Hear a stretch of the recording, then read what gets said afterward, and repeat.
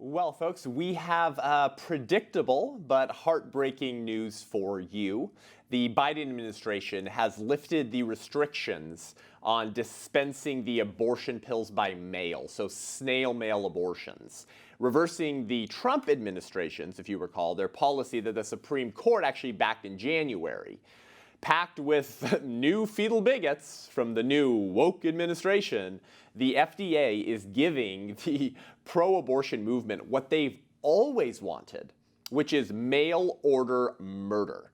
So with us today to discuss this deadly news and debunk the many lies surrounding the abortion pill is our good friend Dr. Brent Boles, who has practiced medicine for over 30 years, has delivered babies over the 30-year period, recently relocated to the Free Estate in Florida, and continues to be an advocate for the preborn and a real expert when it comes to the abortion reversal pill, as a previously on-call doctor in his previous state for women who wanted to reverse their medication abortions, and has delivered babies that were saved because of the abortion reversal pill.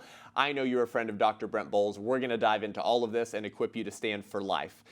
All that and more. I'm Seth Gruber, and this is UnAborted.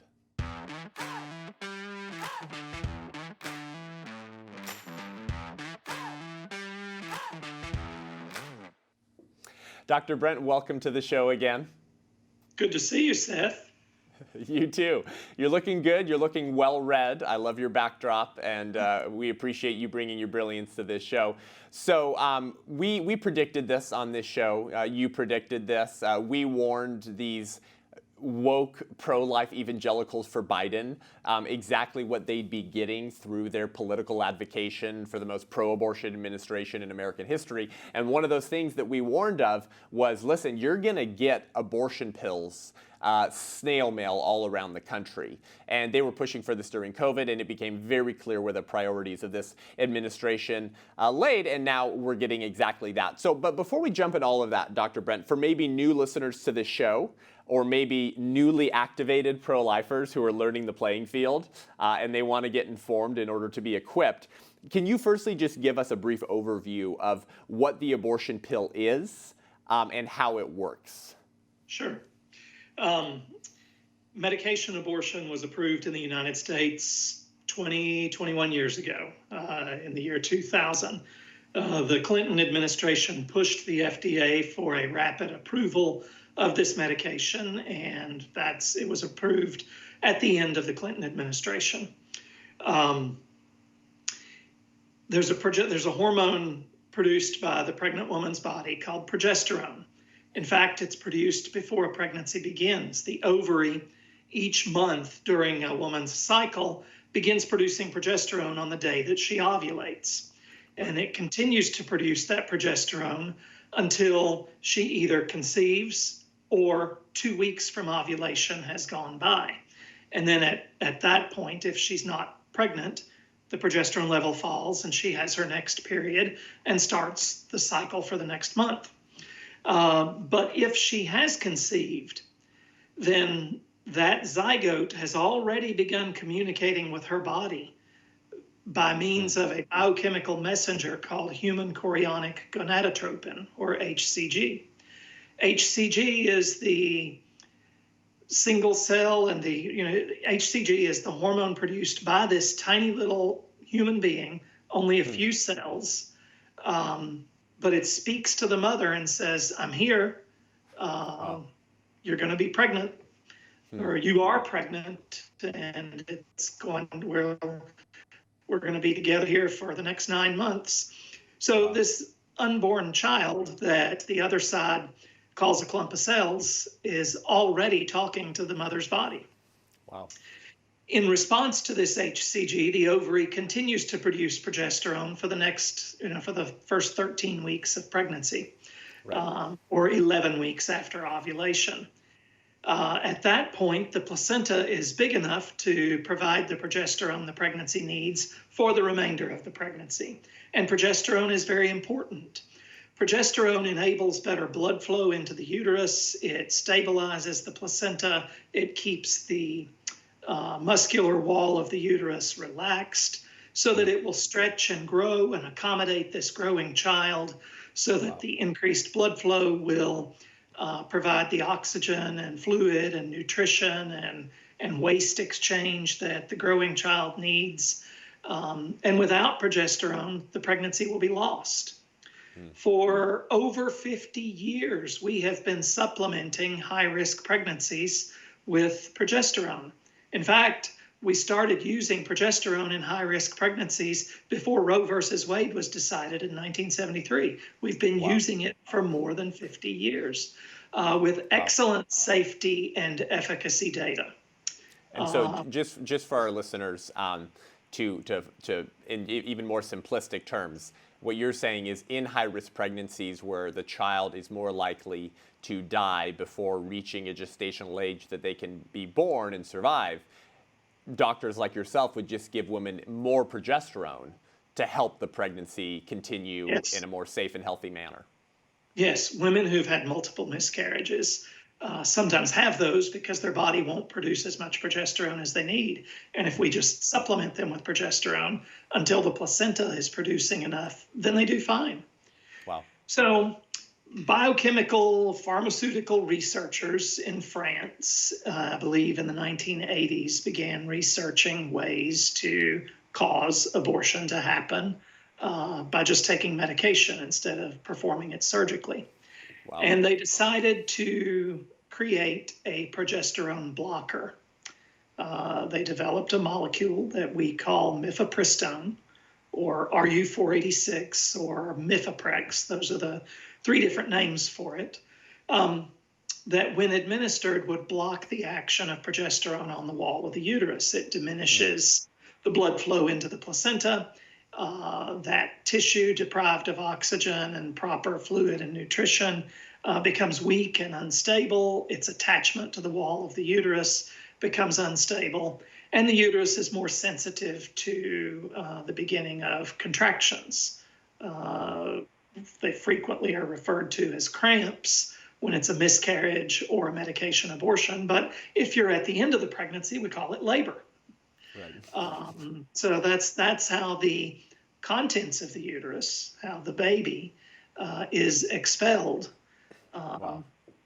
And that's what a medication abortion does. It interferes with the progesterone, and then 1 to 2 days later, a medicine to induce cramping or labor, whichever you want to call it, is administered, and the baby is expelled. Obviously at a gestational age that is far too soon for it to have a chance of surviving once delivered. So that's what we're essentially talking about is we're talking about biological warfare. Yes, it's a chemical weapon. Yeah, it's a weapon of mass destruction that targets the unborn. Wow. Okay. So that's Thank you, what Dr. Brent. is. And for you guys listening to the show, if you want to learn more about the history of the abortion pill, check out Live Action News investigative report on the abortion pill. I also did an episode several months back called Cancel the Abortion Pill, where we went through a lot of the findings of Live Action's investigative report. One of those damning findings and research showing that the same company that was a shareholder of the company who created Zyklon B, the gas used to murder Jews, was the same shareholder company that produced the poison to kill babies through the abortion pill. So there's a very nasty history to the abortion pill, shocker, and a lot of links with other genocidal maniacs who functionally believe the same worldview as the pro-choice individual, which is that not all humans are persons. And so thank you for that overview, Dr. Brent. So the breaking news that we predicted and that many, tragically, evangelicals are responsible for by lending their power and political vote to individuals who promise to do this, is that according to Politico on April 12th, the FDA has lifted its curbs on dispensing abortion pills during the pandemic. I'm going to give a 4-sentence overview of the history in the last year of this, Brent, and then I want you to launch in and help us understand more of this. So in May, you guys, of 2020, the American College of Obstetricians and Gynecologists, which is incredibly pro-abortion, and other abortion-supporting groups sued the HHS and the FDA with ACLU lawyers to challenge the FDA's risk evaluation and mitigation strategy rule, which I want you to jump into in just a second, Dr. Brent. Then on July 13th, a federal judge, I believe his name was Theodore Huang, suspended the rule, requiring women during COVID to visit a hospital, clinic, or medical office to obtain RU486. A federal judge suspended that rule, and then another judge overruled that and said women could access the abortion pill via telemedicine during this portion of the quote-unquote pandemic. Then in January, while Trump was still president, the Supreme Court granted a request from the FDA to reinstate the federal requirement that the abortion pill be picked up in person during or after an in-person evaluation. But we had no guarantees on that, knowing how soon the new administration was going to take over and probably knowing very likely that that was going to change, and indeed it has. So we are talking about snail mail abortions. We're talking about mail order murder. And there are many reasons why all individuals, pro-life or pro-choice, should be opposed to that. So, Dr. Brent, can you explain to us what is REMS? Again, I've talked about this on the show, but for new listeners, what is the risk evaluation and mitigation strategy that the FDA had in place, and why is it important? Well, there are over 20,000 medications that are approved by the FDA for use in the United States. Some medications clearly have significant risks, and there are additional restrictions placed on their prescribing. Most medication that is of a routine level of risk or a low level of risk can be prescribed by any doctor for any purpose that they feel is clinically appropriate. Off-label usage is a common thing. There may be an antibiotic that's approved officially by the FDA just for an ear infection, but we use it for sore throats and sinuses and things like that. So there's most prescriptions, responsible doctors know what to do with, and there don't need to be any restrictions. But when there are substantial issues that can occur, and one example is the use of medications like Suboxone and Subutex that are some of the newer medications used for the management of opiate addiction, which is a huge crisis in this country, because they themselves are terribly addictive, and because people who aren't on those medications can suffer complications if they suddenly take a dose of that. There are restrictions on their use. Prescribing is only allowed by doctors that have completed particular certifications in appropriately managing that. So Suboxone and Subutex are subject to a risk evaluation and mitigation strategy. This is just a protection by the FDA, an extra layer of protection for the patient, for the consumer of pharmaceutical goods, that when a particular medication has a higher level of risk and a substantial risk of an adverse outcome if used inappropriately, then there are additional restrictions on their use, and you can't use them in off-label fashions as easily. Well, the last time I counted, there were only 57 medications currently available in the United States out of over 20,000 that were subject to a REMS protocol. And mifepristone is one of them. It is important for the woman who is seeking a medication abortion to know exactly how far along she is, so that she's not given the medication when she's too far along. That increases the risk of incomplete passage of tissue, the risk of hemorrhage, the risk of a blood transfusion being needed, the risk of surgery being needed, and the risk of an infection, some of which are fatal after medication abortions. And as we've talked before, roughly 50% of women are wrong on how far along they are when they base that decision or that determination just on their menstrual period. So the FDA required an in-person evaluation be accomplished so that either by physical examination or by the use of an ultrasound, the provider could administer the medication knowing that the woman was in the window during which it had been deemed to be appropriate, and knowing that she really had a pregnancy inside the uterus and not an ectopic pregnancy. Right.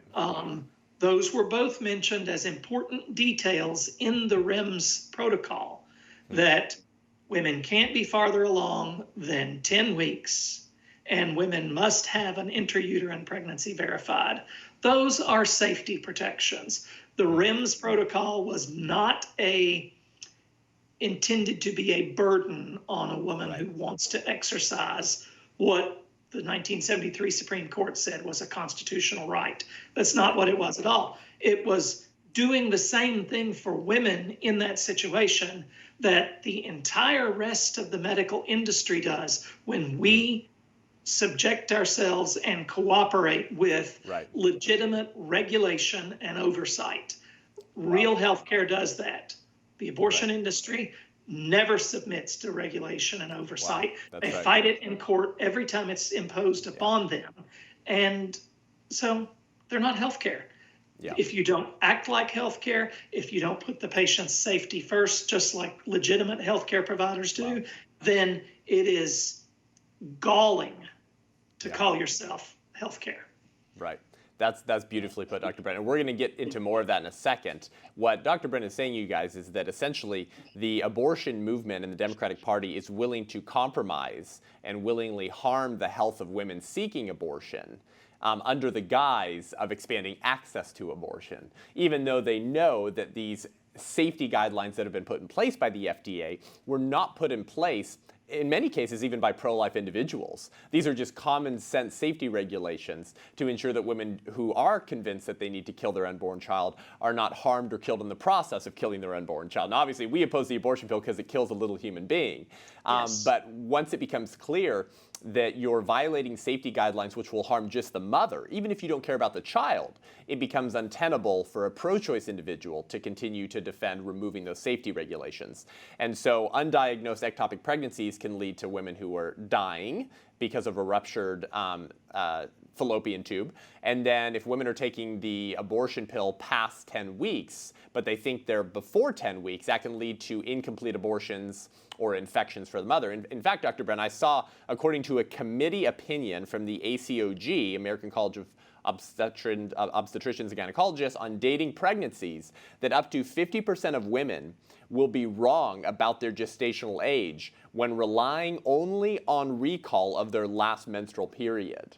And so I think it's safe to say that the abortion industry is willing to use women as sacrificial lambs on the pursuit of abortion access. Is that right? That's exactly right. You mentioned earlier, we oppose medication abortion for two reasons. Each one kills an innocent human baby, and it's risky for the mother. It puts her at unnecessary risk. The other side, who needs to hear what we're saying, they don't care about the baby. Okay, listen to what we have to say about patient safety then, because you cannot stand on the ground that you have plowed and with a straight face and complete awareness of these facts and say that it's safe. You can't. And we're going to get into those facts, I think. And still be pro health care for women. That's right. Awesome. We're going to get into that next. But first, if you guys like this show and want to hear more great content and commentary from the front lines of the abortion wars and the pro-life movement, then head on over to patreon.com/unaborted and consider becoming a patron of the show. Check our fun tiers there. We'll actually be adding a new one soon if you want to get in on a pro-life book club and discuss these ideas to get more equipped to defend life. But check those out. This will help us create more episodes, improve our production value, begin creating interactive content and putting these ideas in a conversational format with people on the street and in the public square to equip people to defend life while also exposing the fallacies and the bigotry of choice and how these arguments commit the same mistakes as every other historical genocide does, cannot account for human equality, and ultimately leads to the death and murder of innocent human beings. We need to get these ideas in front of the American public, and your support helps us do that. Thank you so much. We'll be right back with a whole lot more.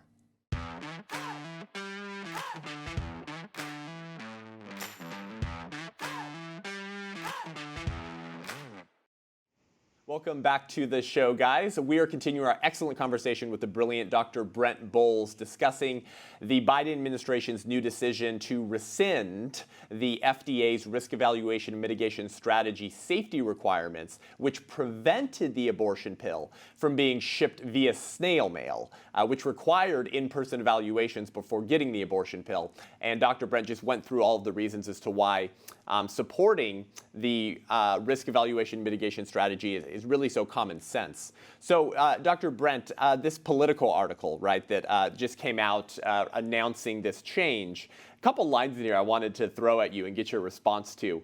Politico obviously being incredibly far left and pro-abortion. They say here, Jen Villavicencio says mifepristone has very few risks at all. She's a health policy fellow with ACOG, no surprise there. She says it is more safe than over-the-counter medications like ibuprofen and Tylenol. She says, we know this medication can be safely administered via telemedicine because we've studied it. So what's your reaction to that claim?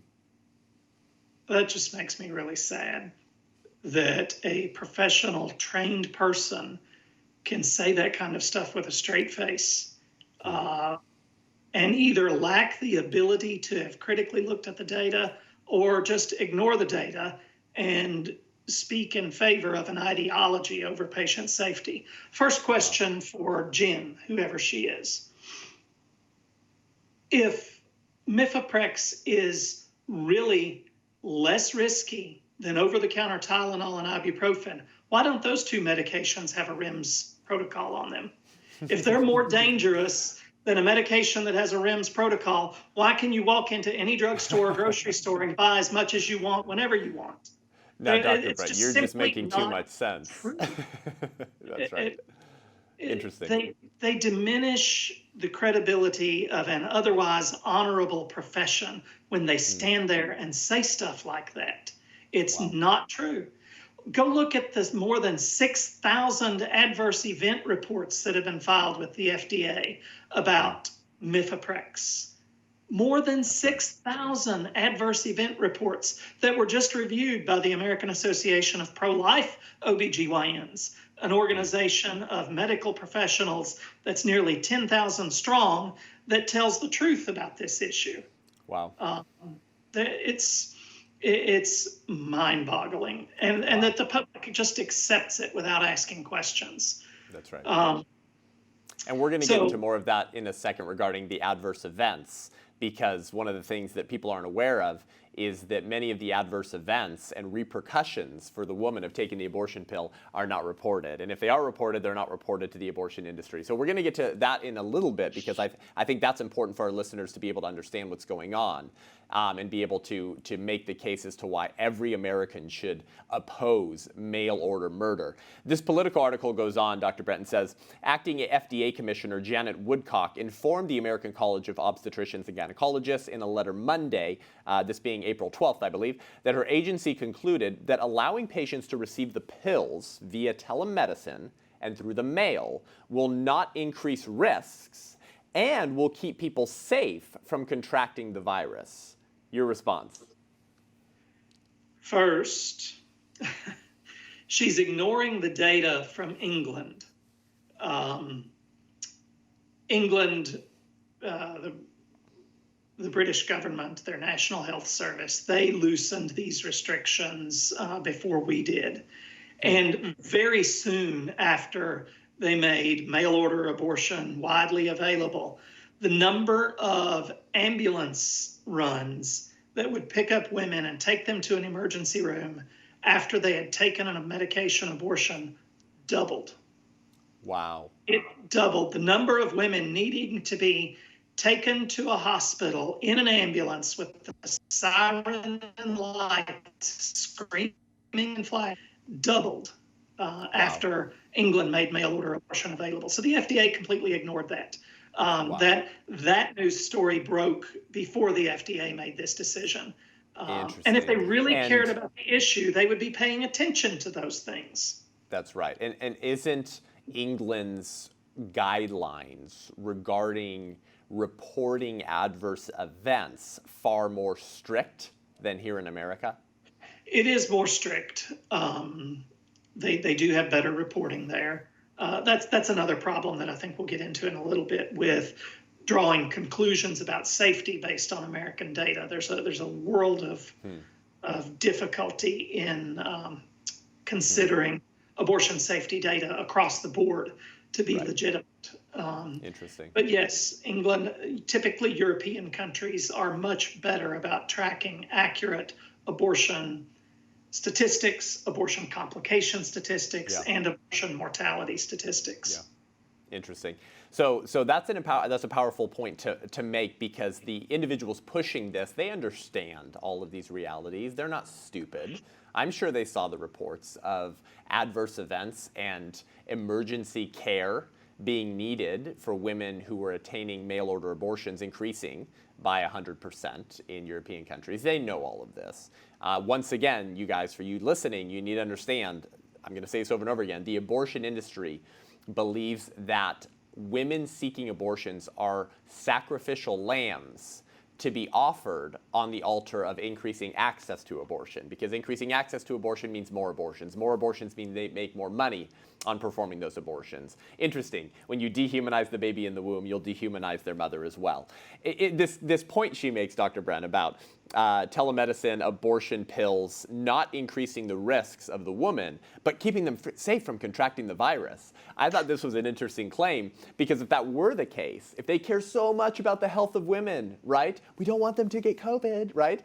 Then why did Planned Parenthood and abortion clinics remain open during the, what I call, scamdemic shutdowns? If they were concerned about abortion patients contracting COVID, they would have volunteered to shut their doors, not remain open and accept the essential label that pro-abortion Democrats granted to them, but not other, ambulatory surgical centers.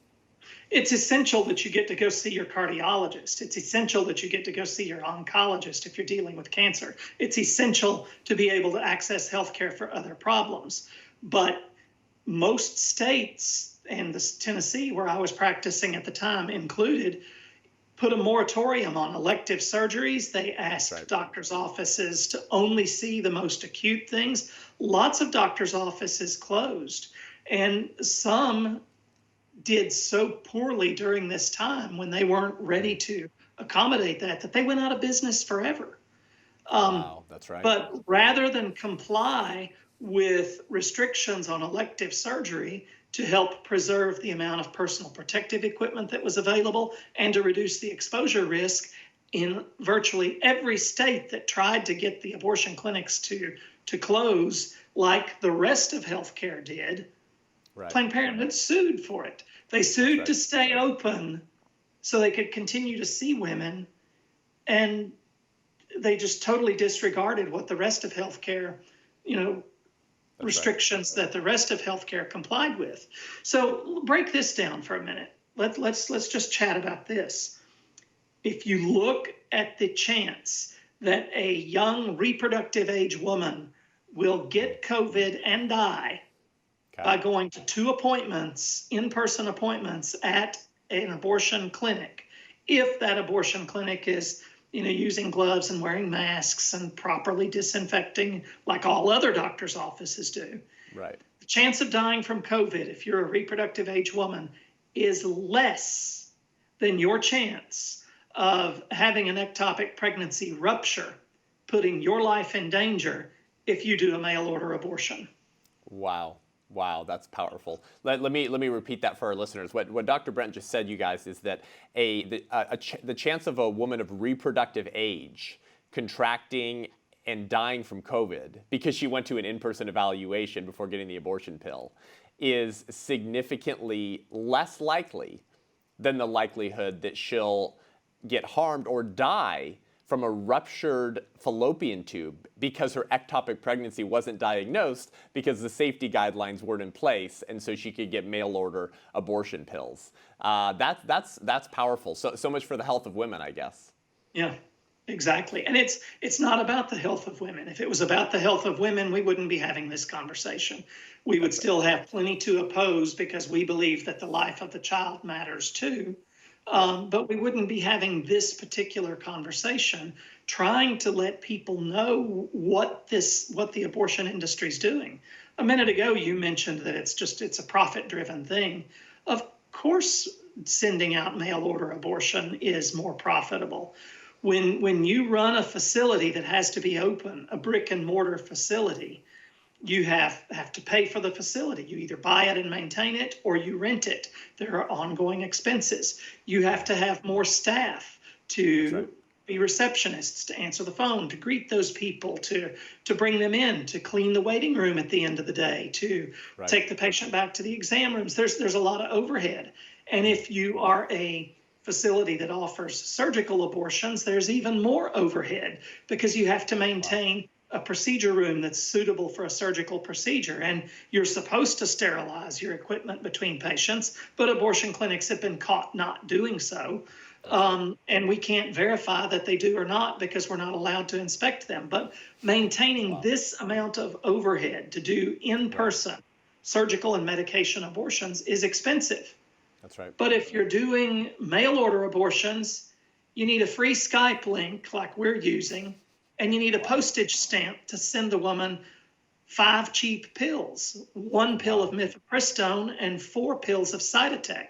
I don't know what mifepristone costs the abortion provider, but it can't be very much. And the Cytotec is probably only 25 cents a pill. So you pop those in an envelope with a postage stamp, and you've just drastically reduced your overhead and vastly increased your profit margin. And that's what this is all about. That's right, exactly. And on top of that, Dr. Brent, as you know, in some states, it's very difficult for abortion clinics to find enough abortionists. On top of that, many states, like the one you live in, have done a good job prohibiting abortion at later terms, particularly when the baby meets the subjective definition of viable. And so there's an increased incentive to push abortions at an earlier gestational age. When you're not going to run up against pro-life legislation, and there's broad consensus and support for abortion in the first trimester. It's easy to convince the woman it's not a baby yet because she doesn't feel a kick. There's all of these sort of other factors at play that people don't really think about, and you can eliminate all of that overhead and increase your sales by pushing the abortion pill. And if you guys don't know, 90% of abortions are occurring in the first trimester. So there's a huge sample size of abortions that are available for use, for babies available to be killed by the abortion pill, more so than the 10% happening in the second and third trimester. So, Dr. Brent, obviously, as pro-lifers, we're opposed to the abortion pill first and foremost for the same reason we're opposed to all abortions. It kills a unique, distinct, innocent, and whole human being simply because they're unwanted. But the reason the debate over the abortion pill is so interesting is because there are countless reasons for pro-choice individuals who don't support the rights of the unborn to oppose the abortion pill, period, actually, even with REMS in place. And additionally, even more reasons to oppose telemedicine abortions or mail-order abortion pills. So beyond what we've just talked about, Dr. Brent, beyond the risk for undiagnosed ectopic pregnancies and misdating the gestational age of the baby, what else would you tell us? Why else should any reasonable person oppose mail-order abortions? Well, it's undeniable that women do have complications afterwards. You know, the experience in England where using mail-order abortions doubled the number of women that have to use an ambulance to get to the emergency room because of bleeding and pain and other problems. It's undeniable. The FDA has reported on some of those. The statistics and likelihood of bleeding, of hemorrhaging, of painful cramps, and all that. Yes. So the issue, one of the issues that they claim mail-order abortion is necessary for is to serve the women who are too far from any abortion clinic to come in. Right. Well, what happens to that woman who gets her mail-order abortion pulls the envelope out of the mailbox, takes her pill, has a complication, and is 3 hours away from the closest hospital? And she's hemorrhaging, or she starts hurting and her ectopic is close to rupturing. You've just given someone a medication by mail because you say she's too far to access health care, knowing that there's a chance she may need to access health care on an emergency basis. Wow.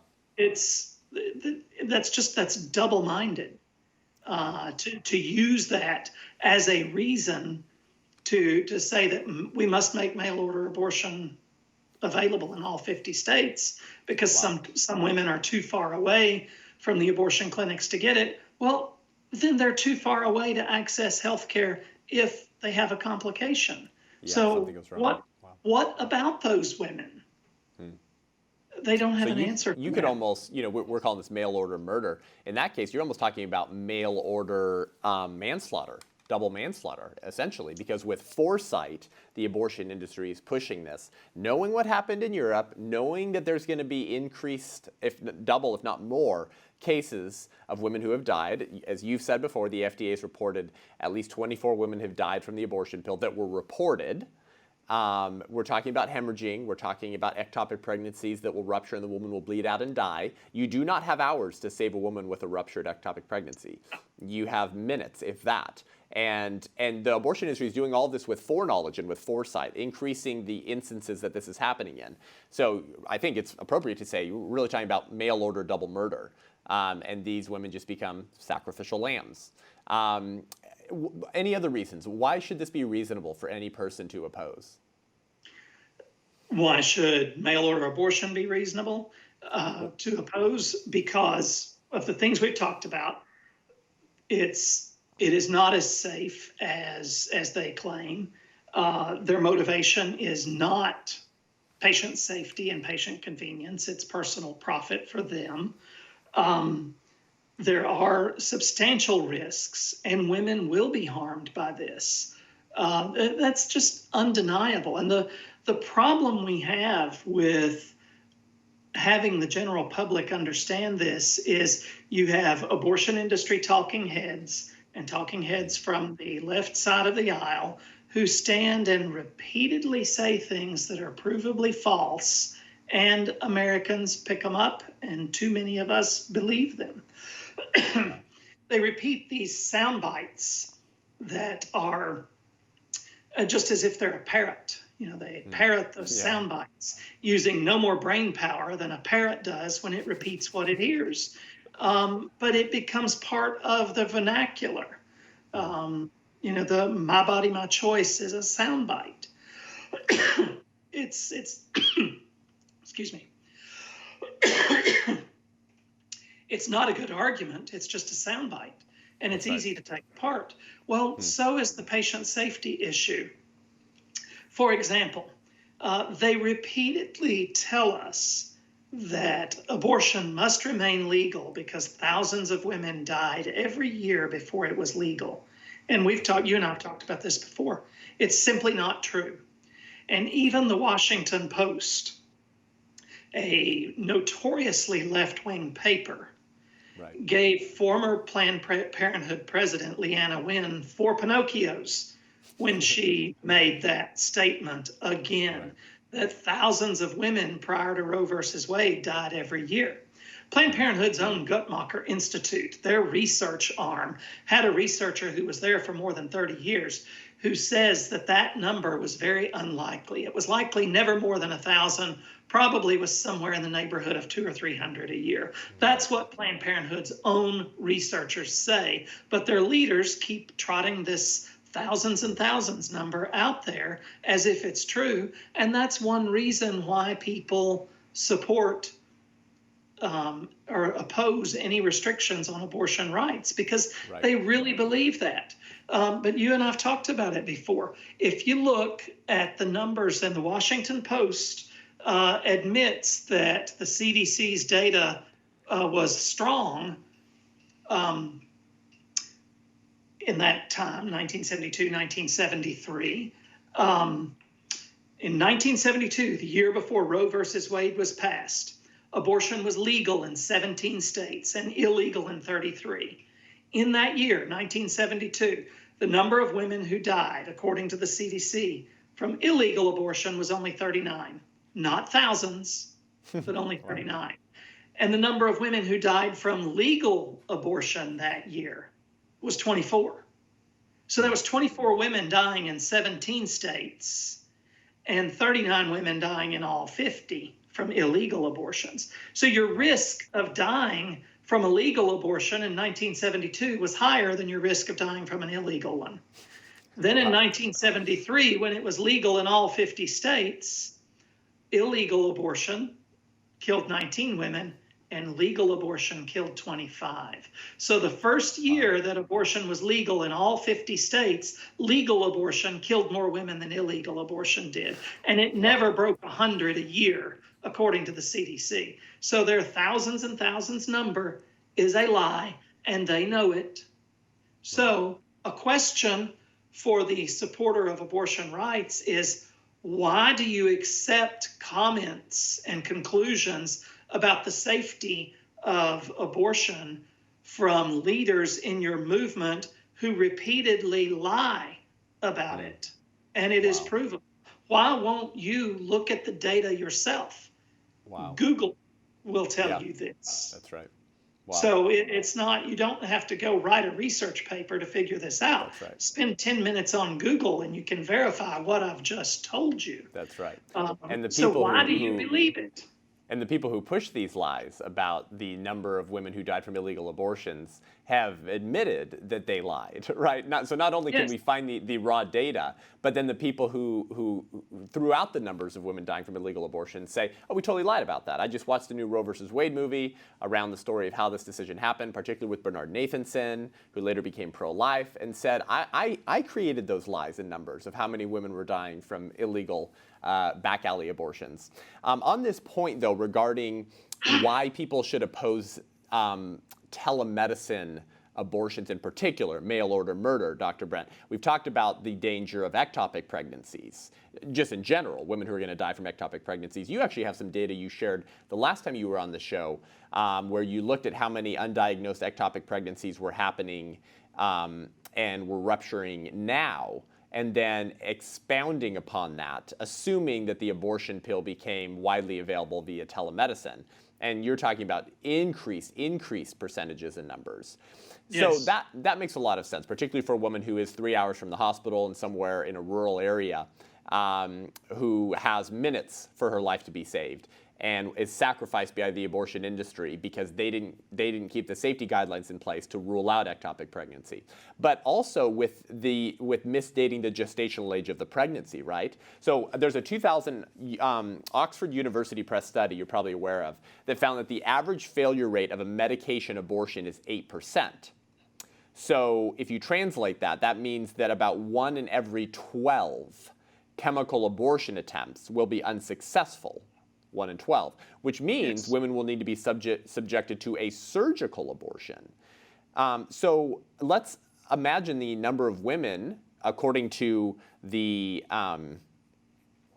one data point from committee opinion from the ACOG that found that 50% of women will be wrong about the gestational age of their pregnancy. If you translate that data, Dr. Brent, and women are getting abortions via snail mail, how many of those women will experience incomplete abortions, have a dead baby that hasn't been fully properly expelled, are sitting in their dorm room or their home with that dead baby in their uterus, unaware that it was unsuccessful, and could be 3 hours from the hospital as they start developing sepsis? What type of tragic and horrific results do you expect we will see around the country, especially in rural areas, thanks to this new mail order murder? I am convinced that we will see more incomplete abortions. Because as we've said, my own personal evaluation of my patients says that about 50% of them are wrong on their dating. The American College of OBGYN acknowledges and confirms that 50% of women, when you use only period dating and you don't use ultrasound 50% of the time, you'll be wrong. So if mail order abortion, or once it has become so widespread, 50% of women are going to be wrong on their dates. So the number of women who end up taking this pill and are farther along than they thought is going to be substantial. Now, will we see the abortion industry acknowledge that? Will we see ACOG acknowledge that? No, we'll probably see them sweep it under the rug. Wow. Most emergency room doctors that see these patients don't know that they can report this to the FDA. They don't know how to report abortion complications to their own state health department or to the CDC. So we're not getting the data. That's one of the problems with accepting abortion industry statements about safety is you can't make any judgment call about safety from abortion data in the United States. Wow. There are 50 states. 4 states, including California, report no abortion statistics to the CDC. Right. None. Not the number performed, no demographic information, no complications, no deaths. They don't report them. 22 states report some data, but not complications and deaths. 28 states report complications and deaths, or they are required to, but there's no monitoring mechanism and no enforcement mechanism to ensure that complications and deaths are really reported. So when there's no way you can draw a conclusion based on data that is so inconsistent and incomplete across the country, how can you say it's safe? Because their statements about safety are based on data that is incomplete and inaccurate. That's exactly right. But that's the primary way that abortion advocates defend the safety of medication abortion, right? Is by pointing to statistics or studies illustrating how, the widespread use of RU486 hasn't been dangerous for women. And you mentioned on the show last time, Dr. Brent, why don't you just briefly review the study and the recent report that you pointed to showing that large numbers of women who experience adverse events from the abortion pill don't even go back to the abortionists for treatment or follow-up, so that those negative repercussions and adverse events are not even being, the follow-up is not even happening with the person who provided the abortion pill. And so you have these huge numbers of women who have gone through crap that the abortion industry is not aware of, or they are aware of it and they don't want to highlight those statistics. What is that percentage? What are we talking about of adverse events that we're aware of, but that are not being reported back to the abortion industry, so then therefore they're not reporting them to the FDA? Well, the abortion industry itself admits that large numbers of patients are lost to follow-up, that they don't keep their regular follow-up or their recommended follow-up appointment with the abortion provider, and they don't see complications. What I have seen in between 25 and 30 years of practice is that a significant number of women who have a problem after an abortion don't want to go back to their abortion provider, and they come to their private OBGYN or they come to the emergency room. And then I've also seen some who call their abortion provider and their problems are ignored. They're having pain and they're just told, well, that's just part of it, honey. It'll get better. Just take some ibuprofen.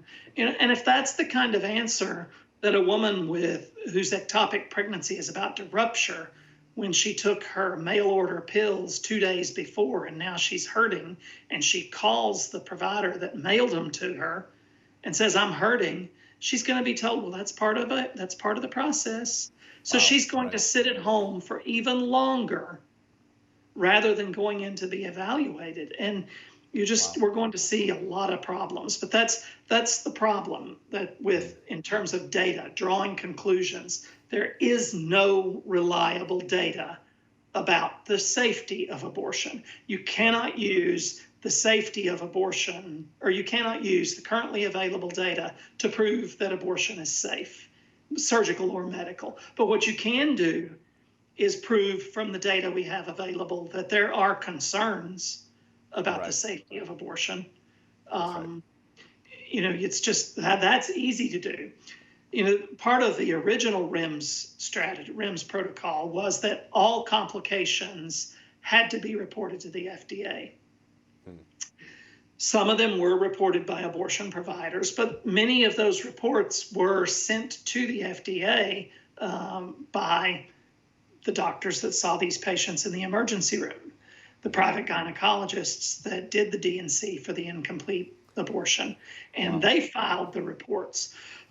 So the study that just came out, a review of the data that was performed by members of the American Association of Pro-Life OBGYNs looked at more than 6,000 adverse event reports that were filed with the FDA over a particular number of years. Okay. Now, I'm sure the FDA didn't get 6,000 adverse event reports for Tylenol and ibuprofen, but they did get more than 6,000 adverse event reports from that had been submitted to Danco Pharmaceutical. Wow. The reviewers weeded through those. They excluded duplicates, and they excluded anything that was reported from outside the United States. And they excluded the reports that didn't have enough information to really assess how bad the complication was. So they ended up looking at about 2,500 really good reports that had a lot of data on whether or not blood had to be given, what kind of infection had to be treated, whether or not she had to have surgery, and even the number of deaths that happened. So those things, looked at those things, and of the women who had to go to the hospital and have a surgery to take care of a complication after a medication abortion, 2/3 of them were performed by doctors other than the ones who did the abortion. So less than one, with that particular evaluation of data shows that at least for these patients, only 1/3 of the patients who had a complication that required surgery got it from the doctor who performed or provided the medication abortion. So they're just not, it's not. And something tells me Planned Parenthood and the abortion industry isn't pointing to those adverse events when they become aware of them to say, oh, wow, this is dangerous. Maybe we should slow this down. That's all very helpful, Dr. Brent. We want to jump into equipping some people with some questions that they can ask individuals as to why they could support medicine abortions, just to give them some firepower to stand for life. However, there's a huge point I want to address briefly before we do that, and that is how this mail-order murder, this removal of the risk evaluation and mitigation strategy safety requirements from the FDA that prevented telemedicine abortions, that the Democratic Party and the Biden administration is pushing, will be a pipe dream for traffickers, pimps, and degenerate boyfriends and fathers who will use this opportunity to force or coerce abortions on their daughters, girlfriends, or quote-unquote sex workers, either with or without their knowledge. Can you talk about how this is a gift to those degenerates? Oh, it's just an enormous opportunity for them. Even since the beginning of the pandemic, I've seen a report of a woman who was investigated for obtaining mail-order abortion pills, pretending to be pregnant herself so that she could force them upon her teenage daughter who did not want an abortion. So that's one report. And although it wasn't mail-order abortion, there's a young man in Florida whose father provided medication abortion in his medical office. And when his girlfriend got pregnant, he got some Mifeprex from the stock bottle in Dad's office and put it in food or a drink that his girlfriend was eating because she was pregnant, didn't want an abortion. He didn't want to have the baby. So he gave her the medication without her knowledge, and she lost the child, and now he's in prison for it. So what is to stop someone who wants a pregnant woman to have an abortion when she herself doesn't want one? What's to stop them from pretending to be the woman who needs an abortion, getting the pills, and then either just forcing her to take them outright or concealing them in food or a beverage? So for sex traffickers that are forcing not only women as a whole, but young women in particular, lots of sex traffickers have underage women that are enslaved to them. And now they don't even have to go to Planned Parenthood and pretend to be a family member that's brought in a girl for an abortion. They just have they just have a woman get online, pretend to be the pregnant person, get the medication, and force the girl to take it. So it's removing protections across the board. Wow. And I thought the Democratic Party, Brent, was against chauvinism and Me Too, right? And preventing the abuse of women. Wow. Well, are you saying that all of this is just euphemistic gobbledygook to hide their true motivation, that they want more abortions? Yes. Yes. On that point, Dr. Brent, a friend of mine, Joe Baca, maybe you saw this story. This was April 2020. He went undercover to show how easy it is to get mail-order abortion pills.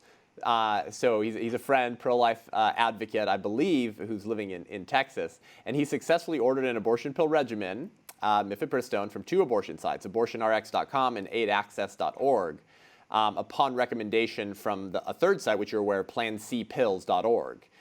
He received the pill regimen from abortionx.com and told Live Action News, "I recently acquired abortion pills from abortionrx.com under the name Jennifer Rodriguez. AbortionRx.com is already known to the FDA and is listed on the FDA's abuse complaint issued over a year ago." And he's a dude, and he's getting it, and he's saying he's a woman, and showing how easy this was, even when, supposedly the safety guidelines were being enforced. The response of the American Association of Pro-Life OBGYNs, which you're a part of, to the Biden administration's rescinding of the safety regulations made a powerful point. You saw this. They said that they made the point that telemedicine appointments don't allow the physician to control the environment of the room or know who is hovering behind the computer screen for any type of traffickers or degenerate fathers forcing their daughter to have an abortion. So I think our listeners just need to be aware of this, that this is just more evidence of how the Democratic Party is more concerned pandering to pimps and degenerates than they are to the women they claim to serve. Exactly.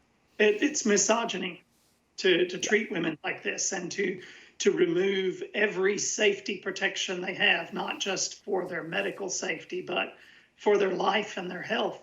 A woman who's controlled by a sex trafficker is not in a safe position in any way, any way at all, and statistically has a very short lifespan. And the FDA just made that worse. Wow. Incredible. So, Dr. Ben, as we wrap up here, given all this data, I think you've made it incredibly clear that it is completely untenable for any pro-choicer to support telemedicine abortions if they claim to be who they are, which is an advocate for women and women's health care. So you've compiled some data points. We've gone through a bunch of these data points already that are incredibly helpful. And we want to put some of these hard questions to the country, to pro-choice individuals, for people to use in conversations with their friends, family members, and coworkers, and with their legislators to say, how could you possibly support this, even if you're pro-choice, to challenge their indefensible support of telemedicine abortion. So why don't you go through some of those, any top ones you'd like to share, and maybe we'll create some graphics with these questions and citations for our listeners to share on social media. I mean, the best one that covers, could be considered to cover all of the points is just a very simple question. When the safety of women and their health is at stake, why do you accept blanket, provably false statements from abortion industry leaders that are based on inaccurate and incomplete statistical data? Why do you accept that as part of your acceptance of this agenda? It's easy to do a little research of your own and verify that they are making statements that are provably false. So if they're willing to do that when women's safety and health is on the line, how can you say you care about women's health and safety? Wow. You can't answer that question and maintain your support for this kind of thing. That's right. Another one, when many women who've had complications after an abortion are either too upset to see their abortionist again, or they try and are rebuffed and rejected, so they have to get care elsewhere. Why do you accept data about the low rate of complications from an industry that doesn't see everybody who has complications afterwards? I mean, it's, and another question, and it's kind of off the medication abortion topic, and I don't know if we've talked about this or not before, but if you want to look at data, and this is maybe another topic for another day for you and I, but the push for abortion all the way through the due date, that's happened in so many states, starting with New York a couple of years ago. In 1994, in November of 1994, the American Journal of Obstetrics and Gynecology looked at abortion mortality over a 15-year period of time and showed that when you have an abortion after 16 weeks, as compared to prior to 12 weeks, your risk of dying was 15 times higher. Wow. So why does someone who cares about the safety of women accept the push for abortion all the way through the due date for any reason when the risk of death is so much higher past 16 weeks than it is prior to 12 weeks? Wow. Again, you and I are concerned because the baby is at risk as well, but taking that factor out and just looking at women's safety, there is so much data that shows concerns about women's safety that is completely ignored. That's right. Why? And as you've mentioned before, the abortion industry always says, one death from an illegal abortion is too many. And you've powerfully responded, well, what about one death from a legal abortion? And, yes. and those are going to increase with this telemedicine mail order murder push by the Democratic Party. They will. It's undeniable. Wow, powerful. Well, thank you, Dr. Brent. Let's close up with a call to action. On this show, we're all about waking people up and getting them off the bench. We don't want to just fill their head with knowledge because knowledge alone puffs up. We want people to be more informed so that they're more equipped. So for the listeners of the show who are horrified by this party's push for abortion, no matter what, sacrificing both babies and their mothers on the altar of expanding abortion access and lining their pockets with as much blood money as possible, what can they do? What can we do in this moment to stand, particularly maybe in more pro-life states where you have a little bit more political capital to do something about it? Well, the first thing you can do is educate yourself about the issue so that you can knowledgeably speak and have some talking points of your own to repeat. Contact your governor's office and see if your governor would be friendly to the idea of issuing executive orders from the governor's office that put some limits on mail order abortion in your state. Contact your legislator. If your state's legislature or general assembly or whatever it's called in your state has a majority of conservatives and are pro-life, see what they are willing to consider doing about addressing this mail order abortion agenda. Then the next thing, if you're a sidewalk advocate kind of person, if you've been stood outside with 40 Days for Life or with sidewalk advocates or just with your local church, and you've been willing to try to talk to people, that's very commendable. Continue doing it because a lot of people will still come to the abortion clinics. Yeah. But have in your hand the website address and the phone number for abortionpillreversal.com. Just go to that address.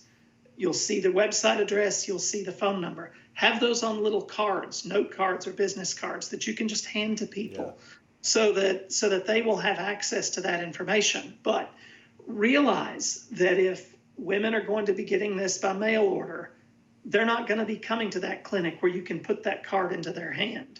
That's right. So do what a gentleman that I knew in Tennessee did. He recruited friends and family to just chip in some money and pay for a billboard. Pay